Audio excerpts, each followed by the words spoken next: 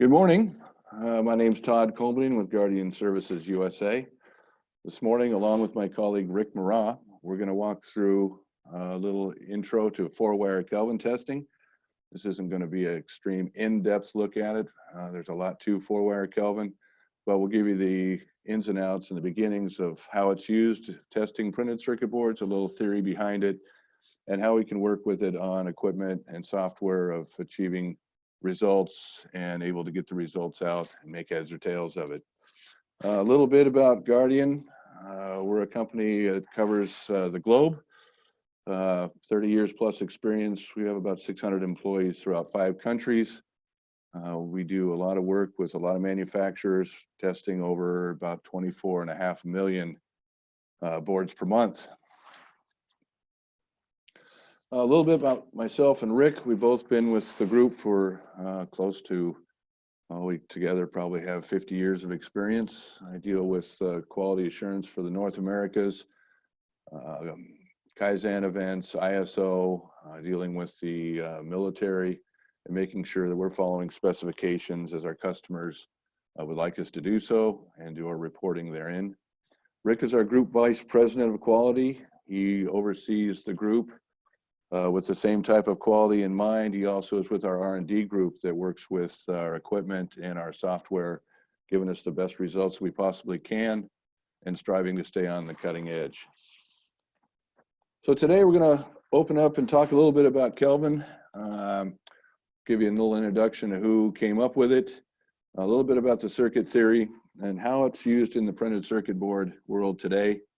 The practical use, like I said, and then we'll go through a little bit of the output evaluation and how we can use that for manufacturing feedback. And once we're done, we'll open it up for questions and answers, things that we may have not covered, since we'll be a little bit light on the subject, and then we can field your questions as we get towards the end. So Kelvin was actually invented by a gentleman named William Thomson, born 1824 in Belfast, Ireland. He was a mathematician, very ahead of his time. We use a lot of things that were developed by Mr. Thomson. The Kelvin scale that they use in physics and a lot of sciences, the absolute zero scale, was invented by Mr. Thomson, who later became known as Lord Kelvin. He came up with the joule, which is part of the electrical theories. He came up with the theory of magnetoresistance, and we hear the term kinetic energy out there. We also get that from Mr. Thomson. But for our discussion today, what we really want to know is what he did with the Kelvin bridge and what we call Kelvin sensing.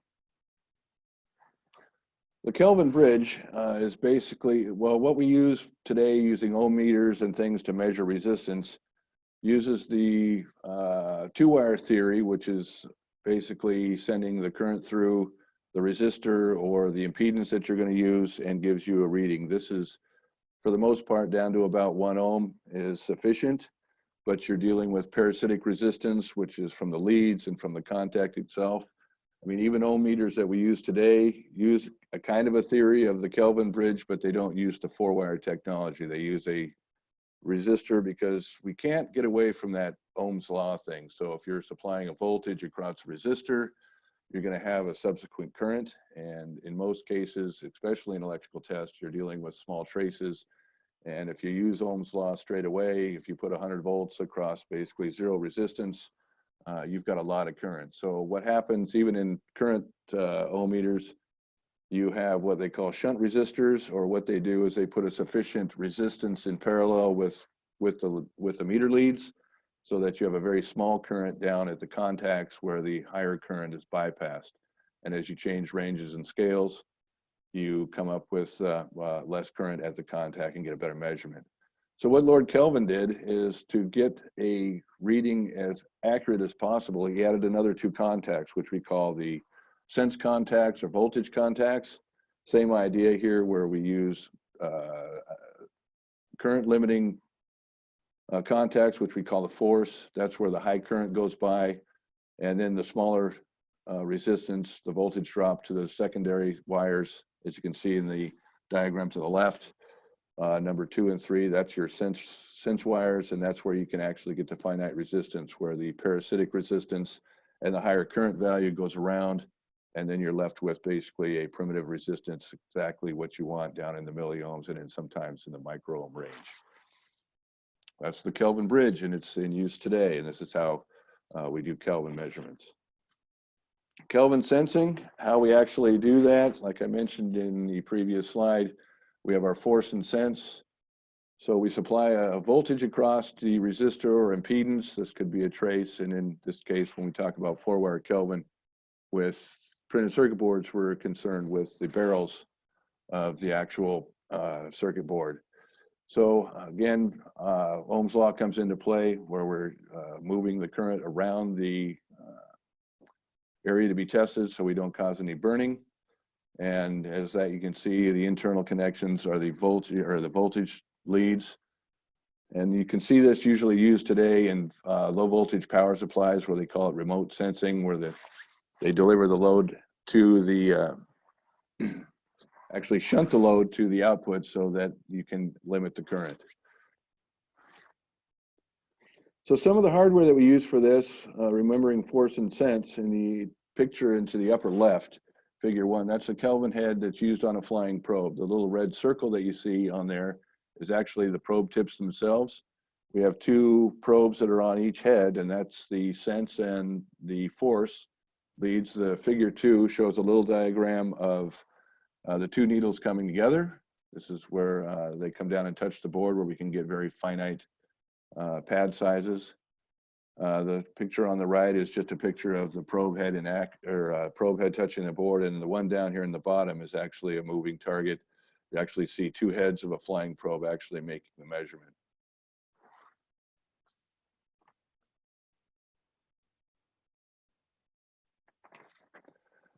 So this is where we get down to the real nitty-gritty of the matter. 4-wire Kelvin seems to be getting to be the buzz in circuit board industry. We're catching latent defects. Most of the time when testing is done per standard specifications, IPC, military, we're looking at circuits getting down, to a minimum of 5 ohms.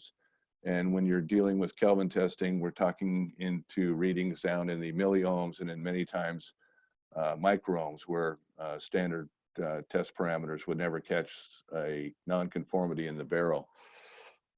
And this is where we use the 4-wire Kelvin. Gets rid of the parasitic resistance, as I mentioned earlier, and is also to allow us to get defects such as cracks, taper plate, microfractures, and things like that. So how do we actually do it, of how it actually works? What we actually do is we will use a circuit board that has actually gone through electrical tests. There, we use what's called a learn comparison type test, which is not to be confused with the old term of self-learn. We are actually doing a learn, but what we're taking is the printed circuit board that has passed the normal electrical test for opens and shorts to the specifications that were required, and then we do a learn comparison. We put the first board on there, and we will perform several cycles, and this is user definable in software. We recommend at least 4 cycles, and once this is done, it goes and tests every single hole that's going to be tested or be evaluated 4 times, and then averages that and creates a master. From that, then we would put on our second board, and then we would test that against the master. Now, the question, or the thing to remember here, is that in most flying probes, we use what we call a capacitive discharge gather for high speed. This is a standard, this is a full resistance test. So board number 1, board number 2, board number 3, and so on will all be tested at the same time. If you're calculating times, it's going to test product. And also with Kelvin test, we're not necessarily going after every pad or every hole on the board. What we're looking for is usually the smallest diameter via that's drilled in the board and plated, because that is usually where the highest aspect ratio is going to be, which is a definition of the hole size versus the thickness of the board. So once we define, have our master values, we go through, and those values are written to be evaluated after. Now, many times don't expect this to be a pass and fail type of test. A lot of times this is data gathering. Now it's very common that it can pass the test if it's just within the guard regions of the master, which is definable, but usually is about 25%. The other way that can be done, question does come and arises, can we actually pre-calculate the resistance of the barrels that we're going to test or the trace? And the answer is yes. However, the caveat here is there's some variables that come into play that make this very difficult to calculate. As you can see in the left diagram there, we talk about hole resistance. And then on the right, we have trace resistance. And why I show these both here is because there is a possibility, especially in subparts or blind and buried via technology, that the ability to test the barrel from both sides is not always available. If it's a subpart, you may have the microvia within, and then you have outer layers with some trace activity going on side to side where you have to actually pick up trace lengths. So you'll need to calculate that in there as well. And in the calculation for resistivity, you have a variable which is resistivity, which is basically the coefficient of the metal, copper, gold that you have that you're going to be using. So that can be a little bit variable. There's some variable in thickness, plating thickness, and some variables in the drill diameter. If you're adding trace resistance in there on the outer layers, we're basically looking at this calculation in a vacuum. This doesn't calculate. As you can see, the trace is a nice square layout across the laminate, and in actuality, we run into things like etch back and feet on the bottom of the trace, so that your resistivity, width and length can be changing, and so that's going to cause another variable. So it gets really difficult to actually calculate it, even though it can be done, but you're going to be looking at probably some editing and some adjustments when you're actually doing the actual test. So an example of resistance versus plating thickness, in the chart here, we have a via hole that is 20 thousandths diameter with a board that's about 0.92 thick. What we're looking here is an aspect ratio of about 4.5, and that's pretty typical of what's being built out there today. At the bottom of the chart, we have our thickness and plating, and then we have our ohm value on the right side. So we can see as the thickness of the plating is thinner, our resistance values tend to drive upwards, as we see on the left side. As the plating thicknesses get larger or increase, you can see that the value of resistance drops considerably, almost to the matter of when we got 3 mils of copper in the hole, we're basically getting down into close to 0. So the results that you can expect from this is a population, a single hole across multiple boards. We have across the chart, we have our value, which is the orange color. We have our expected value, which is based on what the master was created from the board. And then we have an average. As we're testing the population, we have an average. So what we see here is we have a scatter of pretty close around the average and expected values, but we do have some anomalies here. Holes number 1, 2, 3, and 5 would be considered something of interest. As you can see, points 1, 2, and 3 are showing a resistive value well above the mean. And what this was is had cracks or thin plating, or we had some plug type holes where we drove the resistance up to about 0.2, or that's about 2 thousandths of an ohm in number 1, and 2 and 3, same issue. Number 5, considerably, we had extremely thin to a copper break in there where we drove the resistance extremely high. And then hole number 4 is actually, there was excess plating in the hole, it was actually plugged closed. And so it drove the value extremely low. That's not necessarily a failure. If it was just a via hole that was plugged, but if this was a larger diameter hole that may have needed to have a connector pin or a resistive pin in a older analog type device, then that could flag something as being the hole would be way under diameter. Some of the things that we are looking for when I talked earlier about the master value and the guarding regions that we use, Typically, they use a guard region of 20%, 20 to 25% of the master is used. In our top example, we have an estimate or expected value of about 3.8 milliohms. And this was a plugged hole where the copper went extremely thin, as you can see in the pictures. Our Kelvin measurement came in at 12.04 milliohms. That's 212% outside of the guard region. That hole would have been flagged as a failure. But interesting to note here, when we're talking about Kelvin test, we're talking about 3.8 milliohms and 12 milliohms. If this was a standard electrical test where we were testing continuity at 5 ohms, this wouldn't be detected. And the same goes with the second example. We had a plugged hole with a cracked barrel in this one. As you can see, the crack, the center of the picture, measuring 5.3 milliohms. On the expected value, we measured this hole at 12.02. That's 125% outside the guard region. Again, that's wouldn't be detected with electrical test at 5 ohms or even at 3 ohms. Our final example, 3.5 milliohms was expected. We read 16.31. Again, 350% outside of the guard region. That would have been a failure as well. So these are the things that we're looking for with Kelvin test. But if this was standard ET, it would go through test. It would probably go to assembly, be assembled. They'd wave solder, thermal cycle this thing, and then they would probably go into possibly the burn-in test or the in-circuit test, and we could see a latent defect or a failure where their critical values of impedance get changed based on what we found here. So at this point, I'd like to let Rick work with you and talk about how we set up and test with some of the equipment that we use, how it's derived from CAM, and I'll just turn it over to Rick and let him work with you, and we'll come back and have some questions and answers. Go ahead there, Rick. Thank you, Todd.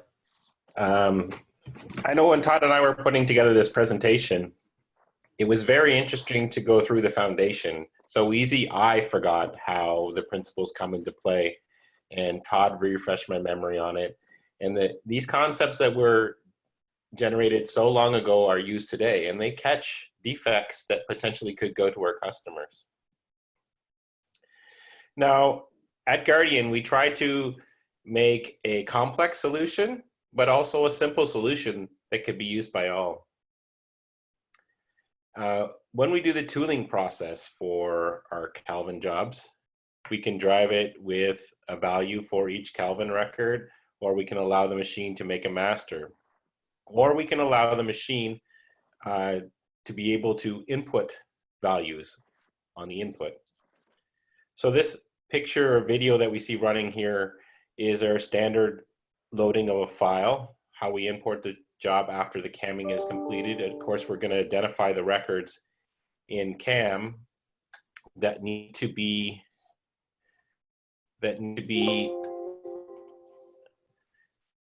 used for Wire Kelvin. So basically, we load the file into the software, and the software calculates where the XY locations are. If we're using the option where we want to know, we have some process engineers who know that for this hole size, 10 mil, I want to have 3 milliohms, or for 20 mil, I want to have 10 milliohms, all depending on the aspect ratio. If you know that, the table will appear, and you could type those values in.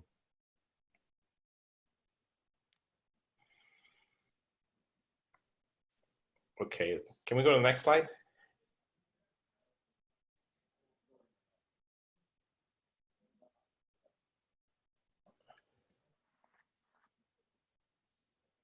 So once the test is set up, or the file's into the machine, the next step is to set up the test.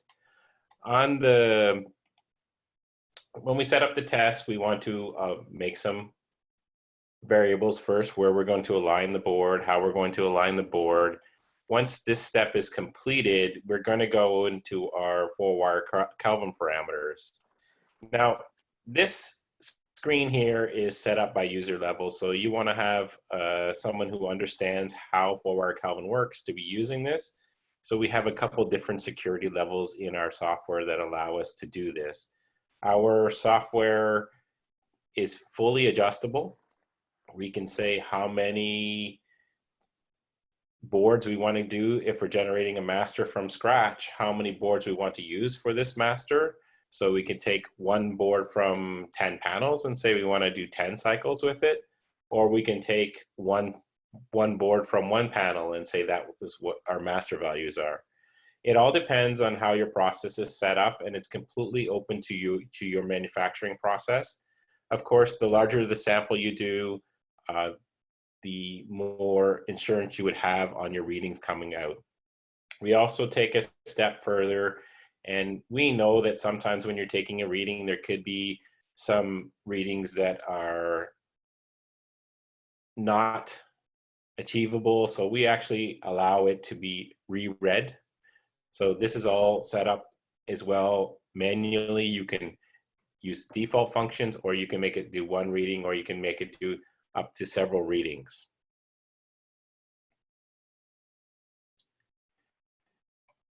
I think on the next slide, we get into a little bit more detail on each particular one.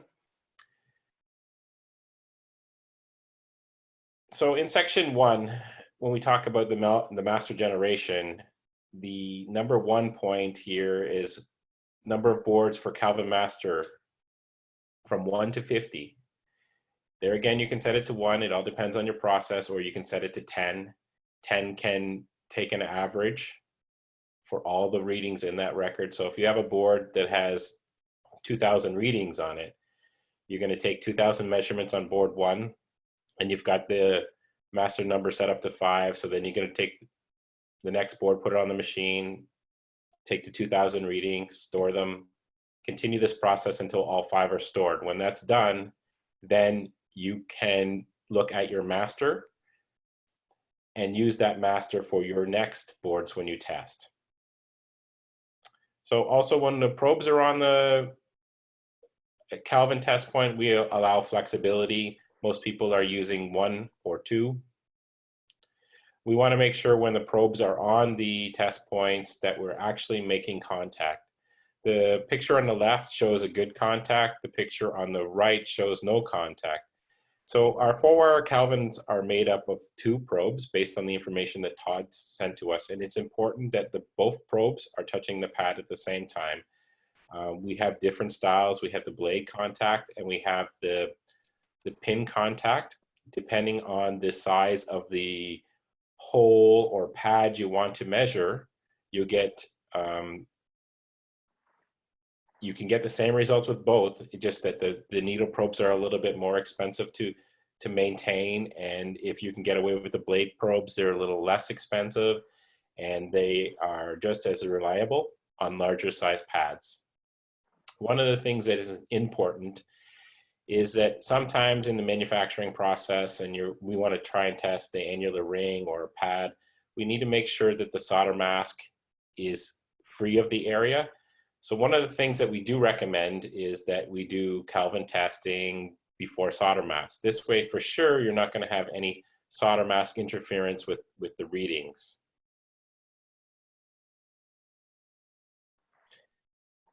So once we have our evaluation done for our master, we built a screen that shows us the data on the master generation.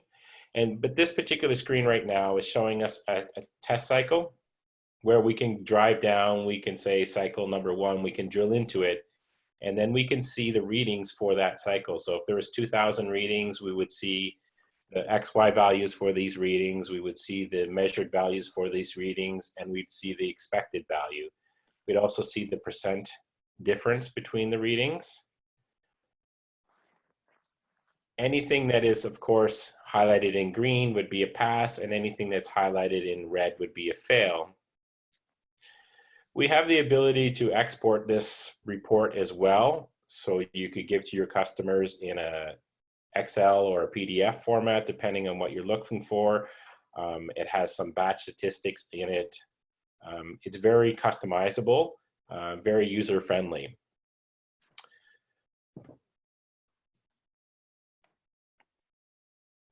All right, Rick, thank you very much. I know we went kind of fast there.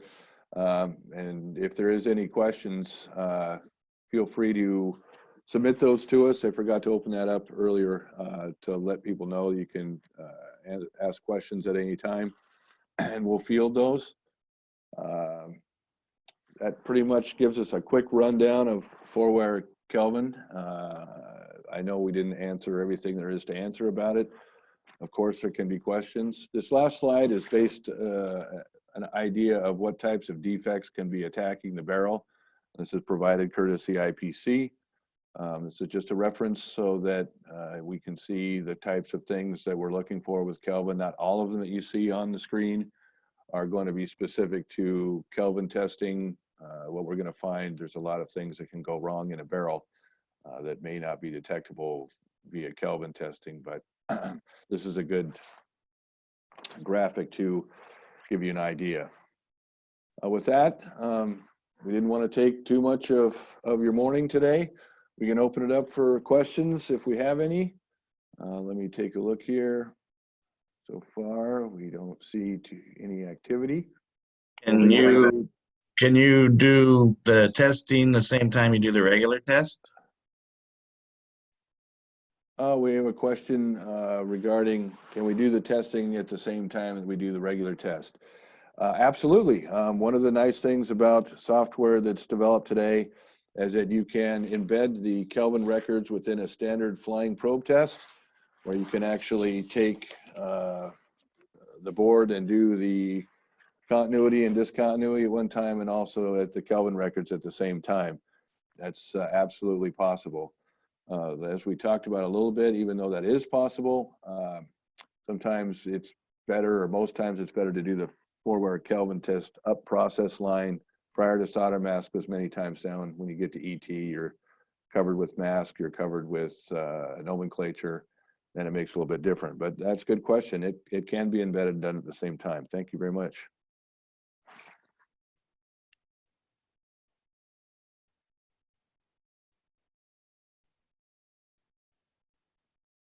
Okay, thanks for joining us this morning. We won't keep you. We glad you took time out of your busy day to stop by and learn a little bit about 4-wire Kelvin. Well, this is our first one we did, so we had to take a couple of bumps and bruises to get the feel of it. We will be doing more in the future, and we hope to have you join us as well. From Rick and myself, we bid you have a good day, and thank you for joining.